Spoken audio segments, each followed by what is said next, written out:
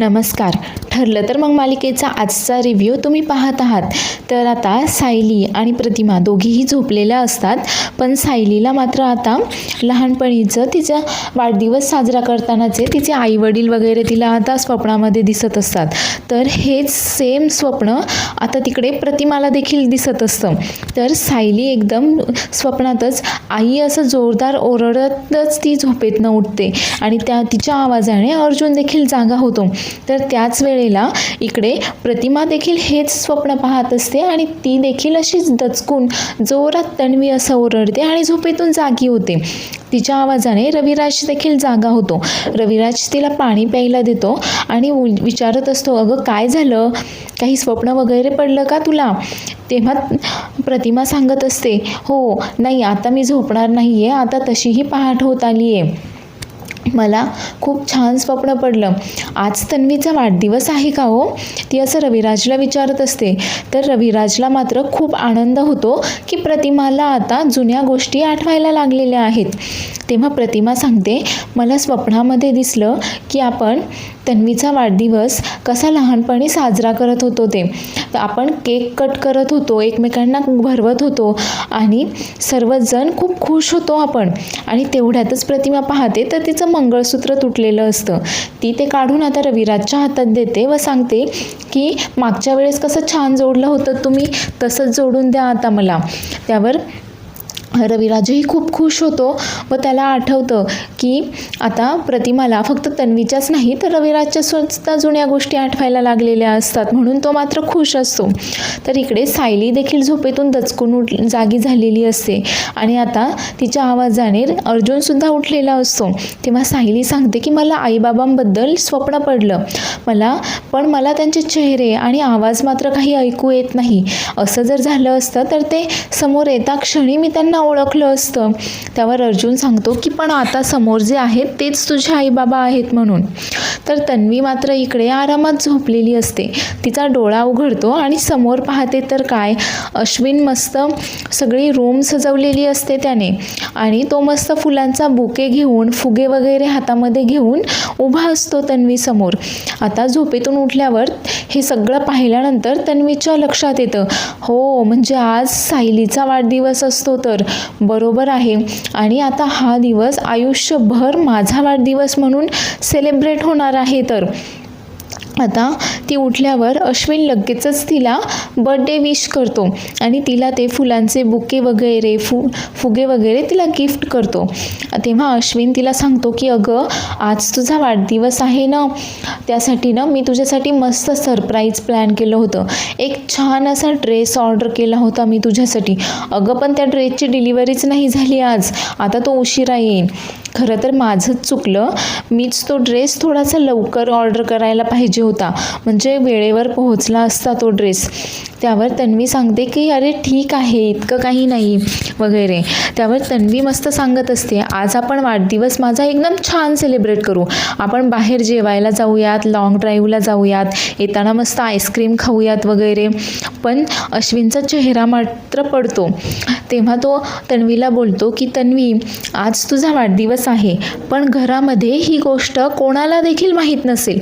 तू लवकर रेडी हो आणि हॉलमध्ये ये, आपण सर्वांसमोर केक कट करूयात, सर्वांसोबत तुझा वाढदिवस साजरा करूयात आणि आजच्या दिवस आपण कुठे देखील बाहेर जायचं नाही आहे. आपण आज घरच्यांसमोरच तुझा वाढदिवस त्यांच्यासोबतच साजरा करायचा आहे. तर तन्वीची खरं तर इच्छा नसते, पण अश्विनमुळे तीही तयार होते आता वाढदिवस घरीच साजरा करायला. तर इकडे आता सर्वजण नाश्ता करण्यासाठी आलेले असतात. तर पूर्णा आजी, प्रताप, कल्पना हे सर्व तिथे असतात आणि तेवढ्यातच अस्मिता आणि सचिन देखील येतो.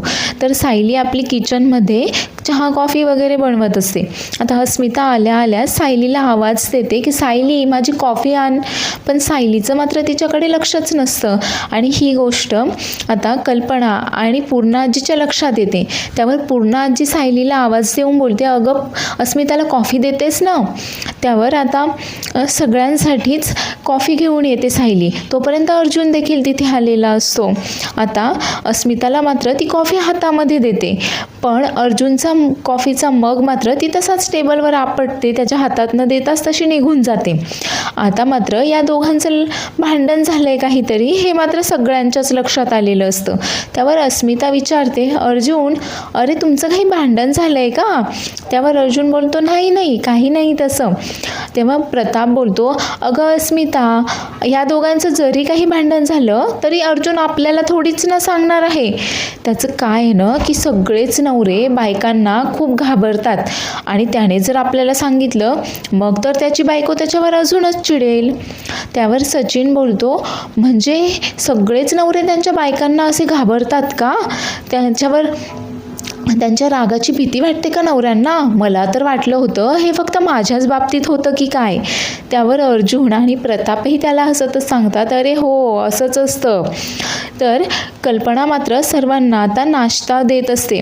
सायलीने सर्वांसाठी बटाट्याचे पराठे बनवलेले असतात आणि ते आता कल्पना सगळ्यांना नाश्ता देत असते. आणि असंच आता इथे सर्वांचं हसत खेळत बोलणं सुरू असतं. आणि तेवढ्या सचिन बोलतो की पण या भांडणामध्ये सायली वहिनी, मी मात्र तुमच्या टीममध्ये आहे बरं का. त्यावर अर्जुन लगेच त्याला बोलतो, म्हणजे ती तुला खायला प्यायला देते म्हणून तू तिच्या टीममध्ये जाणार आहेस का? त्यावर सचिनसुद्धा लगेचच हसत हो बोलतो. तर अस्मिता त्याला चिडवायला बोलते की सचिननं कॉलेजला असल्यापासूनच खूप खादाड आहे, खूप खायला लागतं त्याला. त्यावर सचिन सांगतो की खादाड नाही गं, याला फुडी बोलतात, फुडी. आणि तो तेवढ्यातच आता त्या सायलीने बनवलेल्या आलू पराठ्याचा एक घास खातो आणि आता तिची तारीफ करत असतो की सायली वहिनी, काय छान पराठे बनवले आहेस गं तू. अगं मी तिकडे US असताना ते रेडी टू कुक पराठे मिळतात ना, ते खाऊन खाऊन तर मला कंटाळा आला होता, पण हा पराठा खाल्ल्यानंतर तर काय म्हणतात ना ते स्वर्ग सुख, अगदी ते मिळाल्यासारखा आनंद मिळतोय मला. आता खरं तर हा सचिन सायलीचं खूप जास्त कौतुक करत असतो आणि त्यामुळे घरातील सर्वच जण खरं तर खूप जास्त खुश असतात. आणि तेवढ्यातच तिथे आता मैनावती ही येते, पण मैनावती मात्र एकटीच तिथे नाश्ता करायला आलेली असते. त्यामुळे कल्पना तिला विचारते की हे काय, सदाभाऊ कुठे आहेत? तेव्हा मैनावती मात्र आता थाप मारत बोलते की त्याचं काय झालं ना, ते ना ती आमची मीना नाही का, तिच्याकडे गेलेत, तिकडे काहीतरी काम निघालं त्याच्यामुळे मग ते तिकडेच थांबलेत. आता 3-4 दिवस तरी ते तिकडेच थांबतील आणि त्यानंतरच मग ते इकडे येतील वगैरे.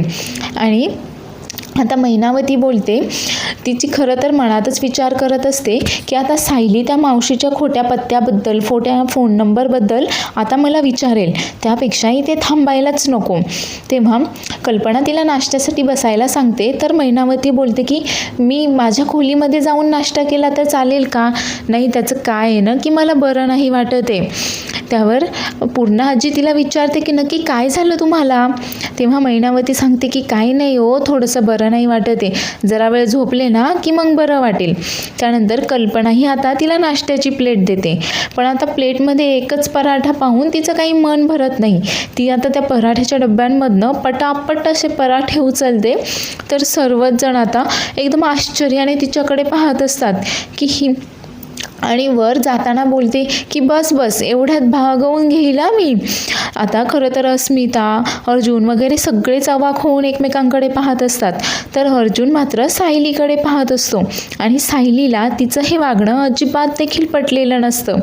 आणि ती तिथनं गेल्यानंतर लगेचच रविराज आणि प्रतिमा ते दोघेही तिथे येतात. तर सगळेच जण त्यांना सोबत नाश्ता करण्याचा आग्रह करतात, पण रविराज सांगतो की आम्ही घरूनच खूप जास्त नाश्ता करून आलेलो आहोत. तर सचिनही तिथेच आलेला असतो. तर रविराज आता सचिनची चौकशी करतो. सचिन देखील खूप प्रेमाने रविराजची चौकशी करतो की कसे आहात तुम्ही रविराज काका वगैरे. तर रविराज आता प्रतिमाची सचिनसोबत ओळख करून देतो. प्रतिमा हा सचिन आहे, आपल्या अस्मिताचा नवरा. तेव्हा सचिन बोलतो की हो, तुमच्याबद्दल न आत्या मी खूप जास्त ऐकलं आहे, खूप इच्छा होती तुम्हाला भेटायची, पण आमच्या लग्नाच्या वेळेस तो एवढं बोलतो आणि सगळ्यांचे चेहरे पडतात. तेव्हा प्रतिमाच पुढाकार घेऊन बोलते की हो, तेव्हा मी इथे नव्हतेच. आता सर्वजण तिथे बोलत असतात, गप्पा सुरू असतात त्यांच्या, आणि तेवढ्यातच अश्विन मात्र केक आणि मस्त सजवलेला टेबल तिथे घेऊन येतो. आणि बाकीच्यांकडे पाहतो तर कोणी मात्र यामध्ये काही एक इंटरेस्टेड नसतं. आणि तो तन्वीला आवाज देतो. तन्वी देखील तिथे येते आणि बोलते की मी आता केक कापू का? तेव्हा अश्विन बोलतो की हो, पण 1 मिनिट थांब, मला फक्त 1 मिनिट दे. आणि अश्विन आता प्रतिमाकडे येतो आणि प्रतिमाला बोलत असतो की प्रतिमा आत्या, अगं आज तन्वीचा वाढदिवस आहे आणि ती केक कट करतीये, तू तिच्या समोर, तिच्या शेजारी देखील उभी राहणार नाही आहेस का? अगं कमीत कमी आजच्या दिवस तरी तू तिच्यावरचा राग सोड. नाही, मान्य आहे की तिने खूप चुका केलेल्या आहेत, पण अगं आजच्या दिवस तरी तू तिला एक संधी दे सुधारण्यासाठी. कमीत कमी आजच्या दिवस तरी तुम्ही तिच्याशी चांगले वागा, तिला बरं वाटेल, असं तो आता प्रतिमाला समजावण्याचा प्रयत्न करत असतो. पण तेवढ्यात रविराज मात्र अश्विनला ओरडतो व बोलतो की अश्विन, तुला तुझ्या बायकोचा वाढदिवस साजरा करायचा असेल तर बिनधास्त कर, आमचं त्याबद्दल काही एक म्हणणं नाही आहे, पण आम्हाला यामध्ये सामील करून घेऊ नकोस. अरे, माझ्यासाठी तर फक्त हाच एक आनंदाचा दिवस आहे की आजच्या दिवशी प्रतिमाला कोणीही न सांगता हे आठवलं की आज तन्वीचा वाढदिवस आहे म्हणून. आता हे ऐकल्यानंतर घरातील सर्वच जण खूप खुश झालेले असतात. तर अश्विन बोलतो की अरे रविराज काका, बघ ना किती योगायोग आहे हा. आजच्या दिवशी प्रतिमा आत्याला न सांगता आठवलं की तन्वीचा वाढदिवस आहे. म्हणजेच युनिव्हर्सला देखील असंच वाटतंय की तुम्ही आणि तन्वीने एकत्र यावं म्हणून. त्यावर रविराज त्याला रागानेच चिडून बोलतो की नाही, अजिबातही नाही, आणि माझा या असल्या गोष्टींवर अजिबात देखील विश्वास नाही आहे. त्यावर आता प्रतिमा रविराजला समजावते की अहो जाऊ द्यात ना, कमीत कमी अश्विनचा मान राखण्यासाठी तरी आपण केक करूयात. तेव्हा रविराज बोलतो की तुला काय करायचं आहे तो तुझा निर्णय आहे, मी तुला अडवत नाही आहे. आता नाईलाजाने प्रतिमा तन्वीकडे येते केक कट करण्यासाठी.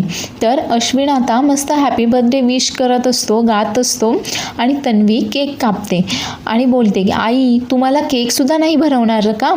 त्यानंतर प्रतिमा केकचा एक तुकडा उचलते आणि ती तन्वीला भरवायला जाणार.